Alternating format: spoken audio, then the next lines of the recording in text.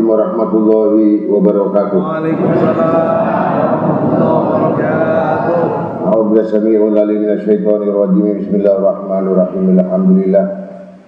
Alhamdulillah summal hamdulilladzi wafaqa badal mu'minin li adana amali sholihat wa syarah sudur awlihil muttaqin bil imani wa jihadi rasuluh minal hikmati wal ayat wa kashafa qulubi ahbabih ababal jahalati wa dhalalah wa yasara lahu min al-baqiyati sholihat ma yataba'una bihi manazil jannah fadlan minhu wa ni'matar rabbuka yalukum ma yasha wa yahtaruna al-makhluqat ahmaduhu subhanahu ala ma lahu min asma'il husna wa sifat waskuruhu ala ma asdahu minal in'ami wal barakat. Gaibin yang tidak hadir mendapatkan satu juga ampunan dari Allah Ta'ala, dan mudah-mudahan segala hajat kullu hajat qabul dan akhir hayat husnul khatimah. Amin.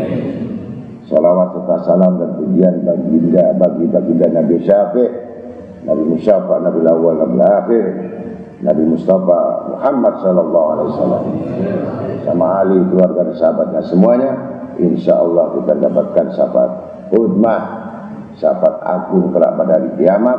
Apalagi kita mengamalkan banyak-banyak baca maulid Nabi Muhammad sallallahu alaihi wasallam.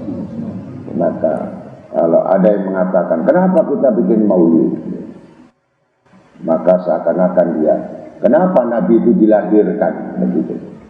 Jadi orang gak suka maulid berarti dia menolak kehadiran Nabi Muhammad SAW.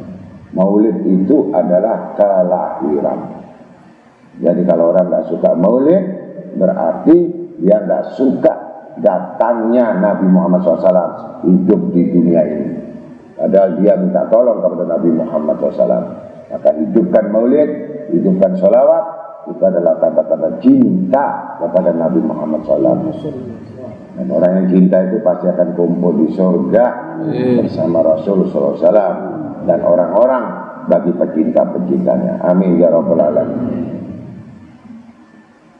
Malam ini kita membuka dalam surat Luqman 33. Surat 31 ayat 33.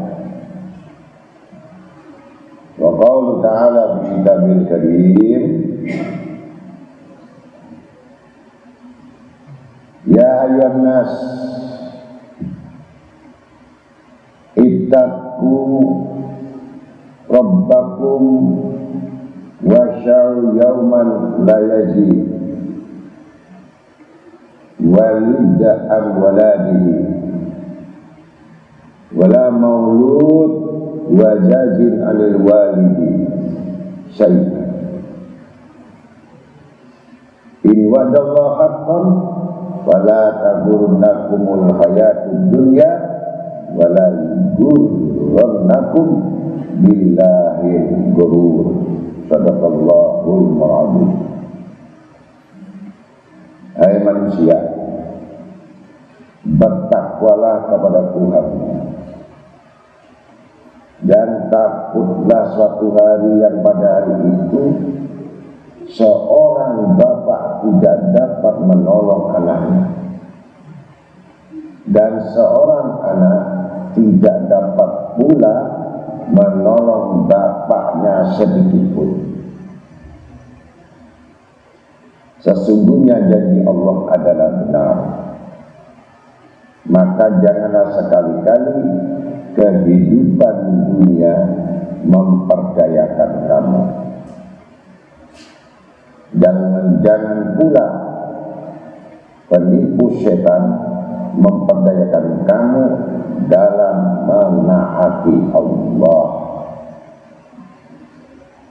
Nih, jadi isi kandungan satu ayat ini. Pertama, Allah perintah takwa.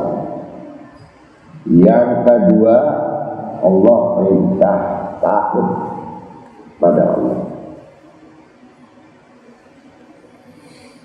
Yang ketiga, berupa ancaman yang mana manusia kelak tidak akan mengenal bapaknya kepada anaknya, anaknya kepada bapaknya, nafsi-nafsi, dan tidak bisa menolong.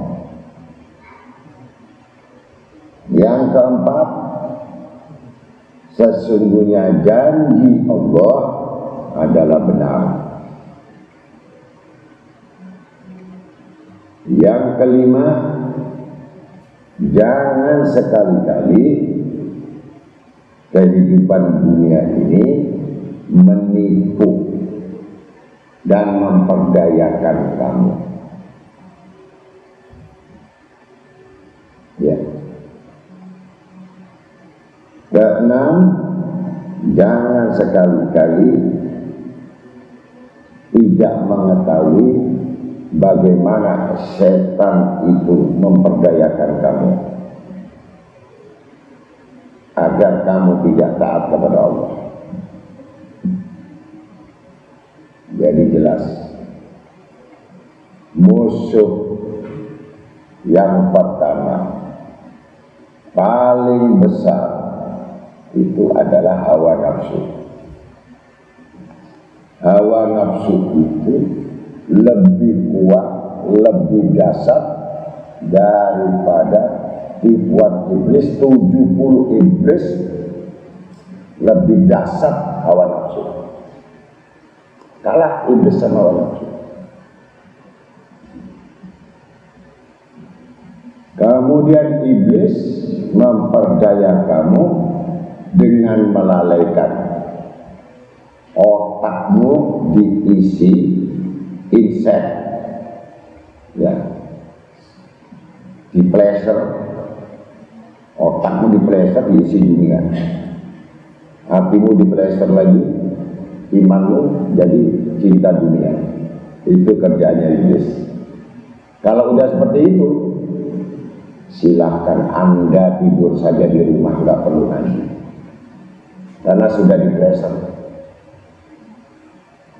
Jadi yang ada isi hati nggak lain perhiasan dunia, harta dunia yang melalaikan semua kepada Allah, menipu agar kamu melupakan Allah, agar kamu melupakan akhirat. Itu perbuatan setan. Hawa nafsu yang mendorong untuk mendapatkan sampai kapanpun, siang dan malam, tidur, makan, bahkan tidak terasa nikmat. Yang ada otaknya cuman kapan saya punya uang. Enggak terasa, makan enggak terasa, tidur enggak terasa, jalan enggak terasa. Ada doktrin-doktrin untuk mencapai dunia itu, padahal Allah melarang. Allah melarang, Allah membenci. Tapi yang dibenci dicintai, maka kamu termasuk ikut dibenci pada Allah Ta'ala. Makanya banyak orang gila yang tidak kelihatan gila dan tidak masuk menur atau rumah sakit korok. Karena gila dunia tidak akan kelihatan seperti orang gila di jalanan. Lebih gila daripada orang gila yang di jalanan. Karena orang ahli dunia selalu ingat apa yang ingin didapatkan, sedangkan orang gila beneran dia lupa apa yang diinginkan. Maka lebih gila ahli dunia ini dibandingkan orang gila beneran. Maka disitulah paling dibenci Allah Ta'ala, karena akalnya sudah tidak berfungsi lagi, hatinya tidak berfungsi, sholatnya olahraga, lidahnya bergetar atau bergerak bukan nyebut Allah tapi nyebut nasib, badannya ditaruh di majelis, hati otaknya diletakkan di harta. Berarti kamu cuma wadah saja di tempat ini. Hati-hati, hatimu letakkan kepada tempat-tempat yang mana dicintai Allah Ta'ala. Ini badannya yang datang, hatinya yang di mana-mana, maka itu batal hukumnya bagi orang-orang tauhid.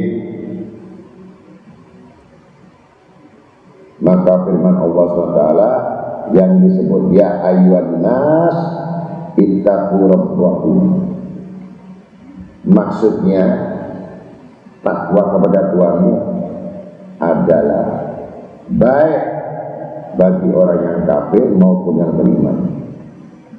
Kemudian takut kalian kepadanya artinya jangan dipersekutukan, jangan dibandingkan yang lain, jangan ada yang lain, hati jangan ada yang lain, pikiran jangan ada yang lain. Esakan Tuhanmu, vertikalkan hubungan dengan Tuhanmu. Ini yang disebut takut.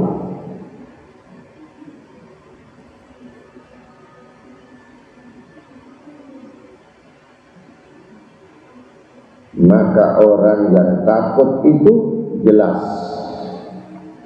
bahwa dia sadar tidak akan bisa menolong siapapun. Anak nggak bisa nolong bapaknya, bapaknya pun nggak bisa nolong anaknya. Putus kecuali nafsi-nafsi masing-masing bawa amal, dan semua hati saat itu diputuskan rasa kasihan, diputuskan rasa iba. Disiksa anak, bapak nggak punya perasaan. Disiksa bapak, anaknya nggak perasaan. Dimatikan perasaannya. Bahkan melihat orang yang dipukul, syukur dulu kamu gak taat. Anaknya dipukul, syukur kamu ketika kamu tidak pernah mendidik saya. Saling musuh. Padahal dulu kalau sakit panas saja diselimuti, sakit pilek cepat dibawa ke dokter. Tapi kalau sudah hari kiamat, musuh, suami musuh sama istri, istri musuh suami. Pokoknya tidak ada yang disebut kasih sayang atau pertolongan.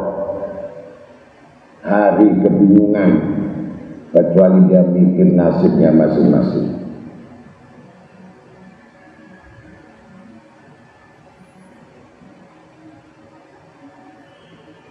Inna wa'dallahi haqqan, sesungguhnya janji Allah adalah benar.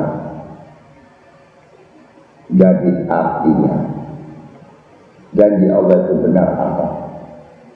Betul-betul orang akan dibangkitkan pada hari kiamat. Baru sadar ketika manusia meninggal dibangkitkan pada hari kiamat, baru sadar matahari di atas kepala. Melelehlah otak-otak beramburan. Tapi buat apa mikir seperti itu? Bagi orang-orang yang mikir isi perut dan kemaluan saja. Kalau cuma mikir itu saja, tidak akan dia bisa berbicara tentang apa hari kiamat. Dan itu orang yang tidak percaya dengan janji Allah. Ada dua janji. Apakah orang takwa dapat kemuliaan? Apakah orang kafir dapat siksa? Maka tergantung keyakinan Anda terhadap apa yang dijanjikan Allah. Kebaikan dibalas kebaikan berlipat ganda, keburukan dibalas keburukan setimpal. Maka tidak ada lain, kamu akan menyesal karena habis waktumu di dalam pemikiran yang hanya memikirkan selain hukum Allah.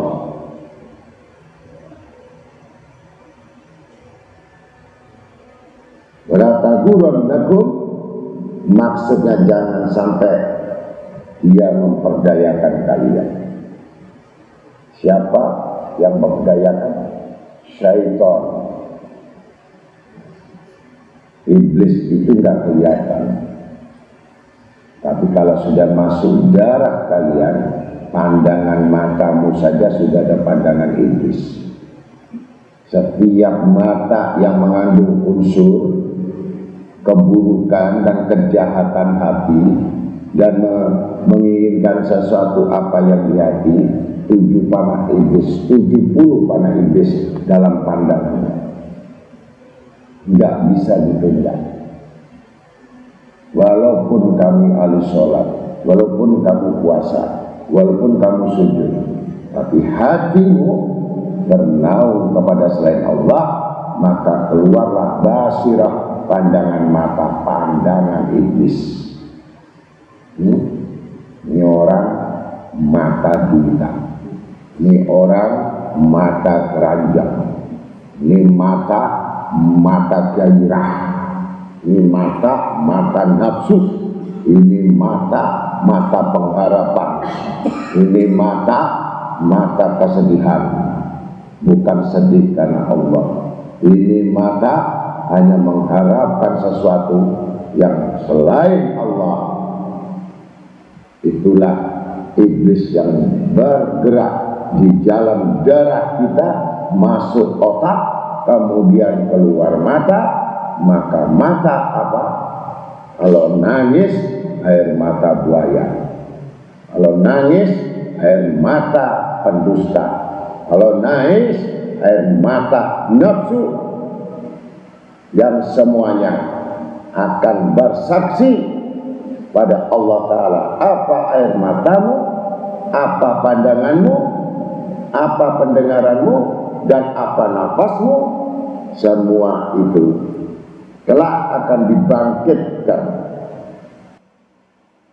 Dan dia termasuk golongan orang-orang yang sudah dikuasai, diperdaya sama iblis. Maka pandangan orang-orang saleh yang takut di hatinya kepada Allah Ta'ala, yang keluar adalah pandangan mata basirah. Maka jaga fuadu maro'a, apa yang dilihat tidak akan dusta, dan melihat siapa pendusta. Maka orang-orang yang seperti itu belum dihina di akhirat, belum disiksa di akhirat, sudah didahulukan siksa mengincipi di dalam dunia ini. Kegelisahan, kesedihan, penyakit hati, penyakit pikiran, semua bergejolak di dalamnya.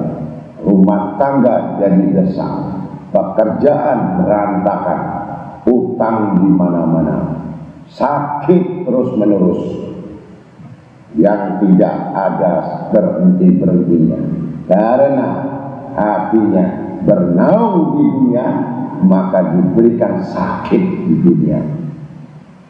Tapi orang yang beriman diberikan sakit, tanda Allah Ta'ala mengampuni dosa-dosanya. Tetapi orang yang sakit, yang hatinya selalu mengharapkan dunia dan pikirnya dunia, dan rusak oleh dunia dan tertipu oleh dunia, bahkan tidak berbekas apa-apa ayat yang dibacanya, zikir yang dibacanya, sholat yang dikerjakannya, tidak berbekas, kecuali hanya garis-garis yang sifatnya coret-mencoret yang tidak terbaca. Itulah orang-orang yang tertipu oleh kehidupan dunia dengan segala perhiasannya, lalu kalian mengharapkannya, condong cenderung kepadanya, dan akhirnya meninggalkan amal kebajikan untuk bekal akhirat. Jadi ibadahnya bukan untuk bekal akhirat, tapi dia sudah diperdaya kecuali tertipu dengan segala perhiasan dunia dan selalu mengharapkannya. Ini udah masuk golongan sekutu serikat iblis. Waspada, kelihatannya manusia, bentuknya manusia, tapi iblis di dalamnya. Itu kelihatan seperti itu. Bahkan tidak dipandang oleh Allah. Bagaimana Allah memandang iblis? Wong dia sudah dikeluarkan dari surga, dilaknat sampai kiamat, neraka dikekalkan. Tuh. Jadi kalau kamu condong dengan kehidupan dunia ini yang banyak menipu, udah jelas mati bawa iblis.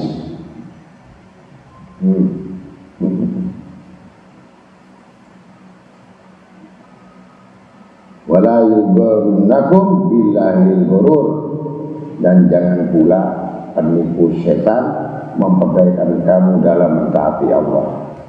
Jadi untuk ibadah males, untuk zikir males, untuk ngaji males. Ada aja alamannya. Untuk datang duduk males, dipanggil diseru males.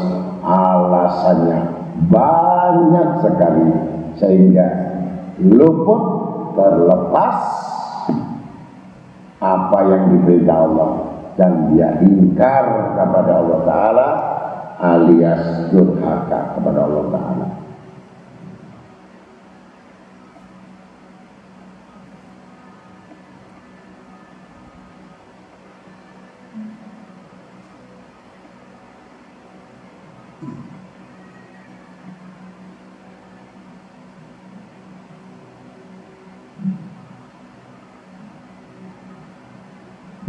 Hati-hati yang sifatnya syaitan itu adalah yang memperdaya makhluk dan membangkitkan angan-angan kosong. Angan-angan kosong serta melalaikan mereka dari akhirat. Dalam surat An-Nisa Allah Subhanahu wa taala berfirman, ya'iduhum wa yumanihim. Setan itu memberikan janji-janji kepada mereka dan membangkitkan angan-angan kosong pada mereka. Cuman fata morgana. Kalau sudah didapat, menyesal. Kalau dia dapat, bermegah-megahan, berbangga-bangga diri, angkuh, sombong, pamer. Yang punya jabatan pamer jabatannya, yang punya pangkat pamer pangkatnya, yang punya kaya pamer kayanya, yang punya mobil pamer mobilnya, yang punya rumah bagus pamer rumah. Itu angan-angan kosong semuanya. Bagi orang yang bodoh, jahil, seperti itu orang yang tidak mengetahui perbendaharaan ilmu Allah. Orang kaya adalah orang yang berilmu. Pimpinan yang kaya raya menghakimi rakyat-rakyatnya. Tapi seorang alim fuqaha, ia menghakimi raja-raja. Gimana dengan ilmu? Nah, maka ilmulah yang dituntut. Seorang miskin pun dia dapat ilmu, dia akan mendapatkan kehormatan dari ilmunya dan ditinggikan derajatnya. Orang yang kaya berilmu, pasti dia tidak akan sayang hartanya.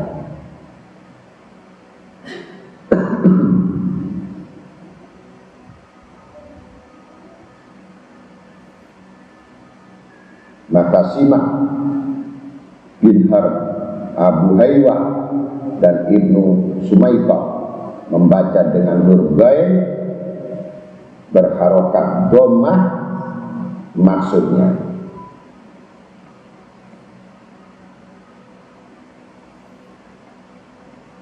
adalah janganlah kalian terpedaya, seakan-akan itu adalah masdar dari gara ya gurura.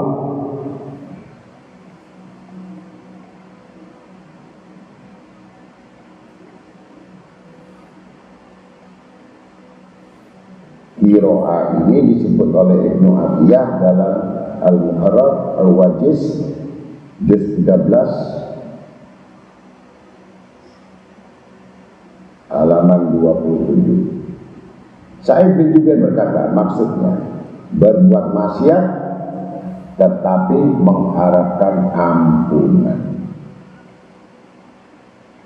Jadi banyak orang yang maksiat terus tapi berharap ampunan, padahal dia tidak mengerti bagaimana caranya minta ampun. Bahkan dia tidak tahu bagaimana cara bertobat.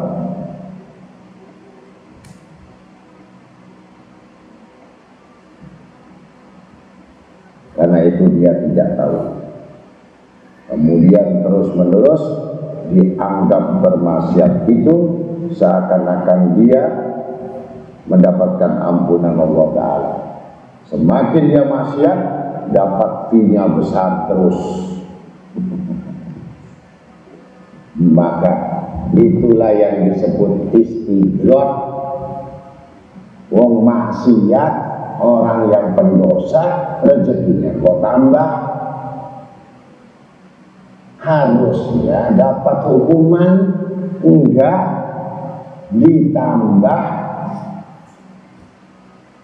ditambahnya rezeki itu karena maksiatnya, karena kekufurannya, maka dia ditambah hartanya untuk ditangguhkan harta itu sebagai bahan bakar api neraka.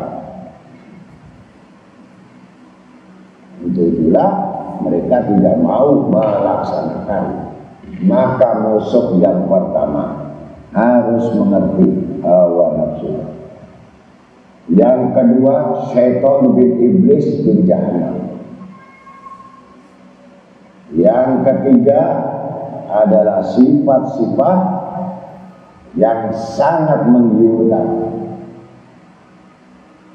yang tampak hebat semuanya, fata morgana, dunia seisinya dengan kecantikan-kecantikan, agar melupakan, melalaikan pada Tuhan.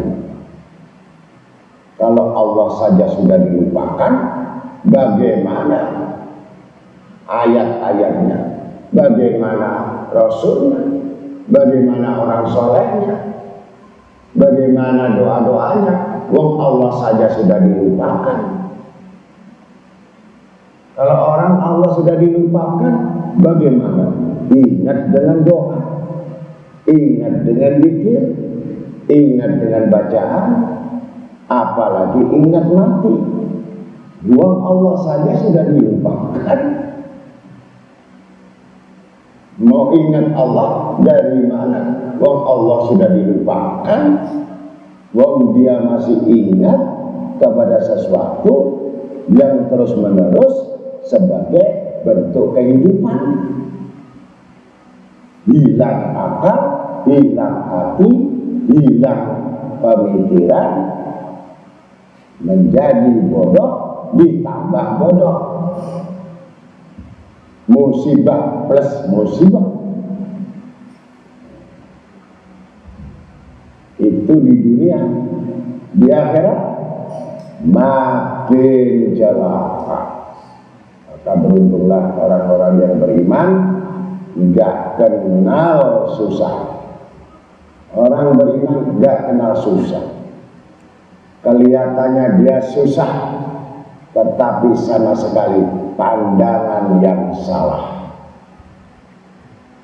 Begitu pula orang yang dikatakan susah, melihat orang yang gembira, yang naik turun mobil dengan uang yang banyak, orang yang dipandang susah tadi menangis melihat orang yang demikian. Sedangkan orang yang tidak punya apa-apa, rumah tidak, tetapi kekayaannya melebihi orang kaya.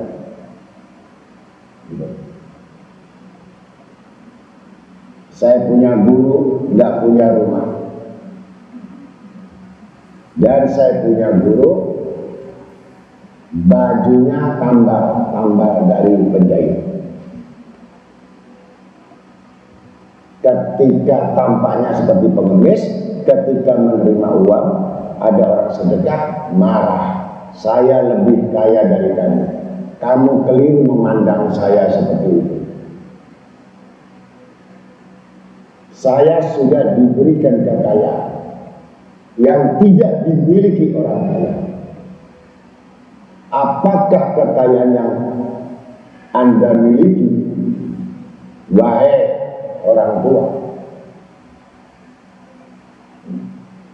Karena aku telah melihat surga dan aku melihat neraka dan aku tahu tempatku di mana.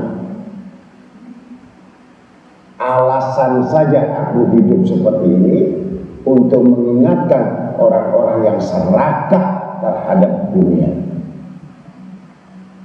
Untuk apa rumah yang besar di dunia? Untuk apa bermegah-megah di dunia? Kalau mereka tahu dan kamu tetap golongan orang-orang yang tidak bersyukur kepada Allah. Bagaimana bisa, bah, kok itu bisa nggak bersyukur? Kau mengeluh hanya kamu telat makan satu hari. Kamu mengeluh hanya kamu nggak punya uang satu hari. Padahal kamu sudah diberikan kekayaan oleh Allah Ta'ala. Mau coba? Akan aku bayar kalau kamu mau. Maukah tanganmu sebelah aku hargai 20 juta dipotong? Berarti kamu sudah punya uang 20 juta. Kemudian tangan kirimu dipotong 20 juta, 40 juta. Itu tahun 8. Akan aku mintakan pada Allah untuk membayar kalau memang kamu butuh. Kemudian matamu aku cukil 20 juta, sepasang 20 juta, berarti kamu punya uang 80 juta. Kupingmu, telinga yang sering dengar maksiat, kami potong juga, sepasang jadi 40 juta. Berapa?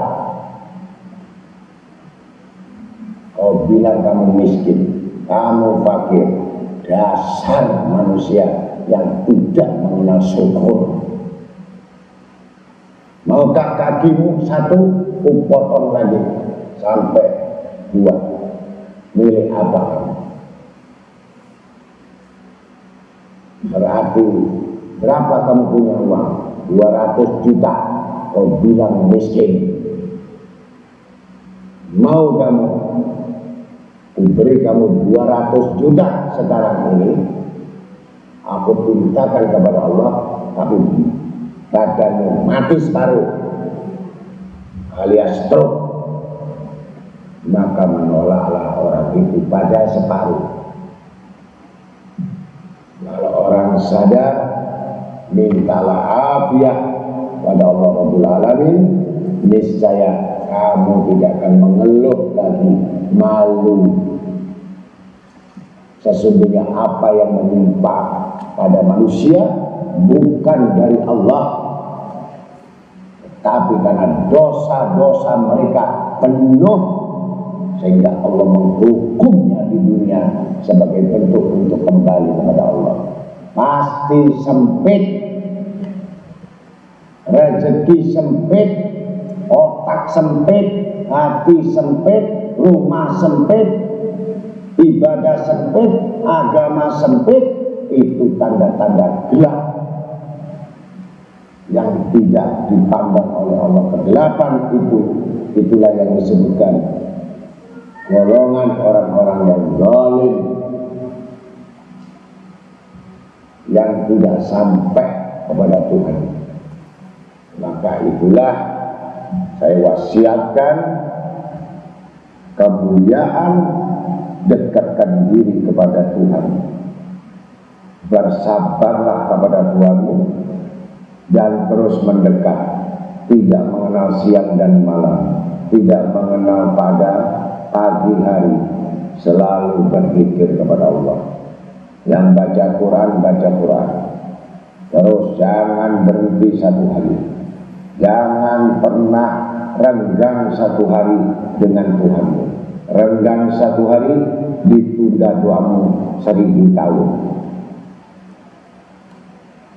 Renggang dengan ulama, musibah datang padamu. Kalau ulama tidak mandang, periksalah dirimu. Apa yang terjadi pada dirimu? Apakah kamu merasa aman ketika ulama-ulama itu tidak mau memandang dan melihatmu? Saking besar dosa-dosamu. Allahumma salli wa sallim wa barik